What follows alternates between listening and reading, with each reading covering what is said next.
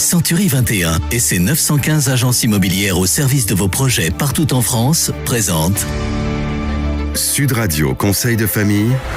Bonsoir Stéphane Moller. Bonsoir Philippe. Vous êtes associé au sein du cabinet VIA. Ce soir, nous allons répondre à Hélène qui habite à Bron près de Lyon et qui nous pose la question suivante. Hélène nous demande pourquoi en France, nous avons autant de supports d'investissement financiers différents. Stéphane, vous l'évoquiez l'autre jour, il y a en France des dizaines de types de contrats financiers. À quoi servent-ils ? Eh bien c'est vrai Philippe, nous les évoquons souvent et nous avons à notre disposition des dizaines de sortes de livrets, de contrats financiers différents. Le PEA, le contrat d'assurance vie, le contrat de capi, le PER, le Madelin, l'article 83, les livrets d'hiver sont autant de contrats dont les caractéristiques ont en plus évolué avec le temps. Mais à quoi servent-ils et comment choisir le bon contrat ?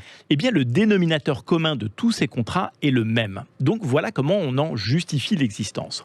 En France, nous avons une forte fiscalité sur les produits financiers, c'est-à-dire sur les dividendes ou les plus-values d'actions.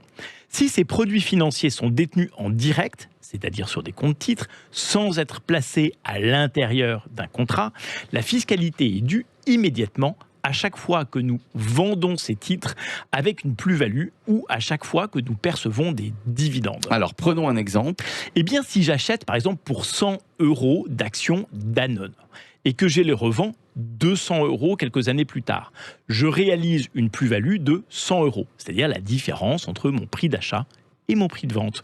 Je devrais donc m'acquitter d'une fiscalité de 30 €.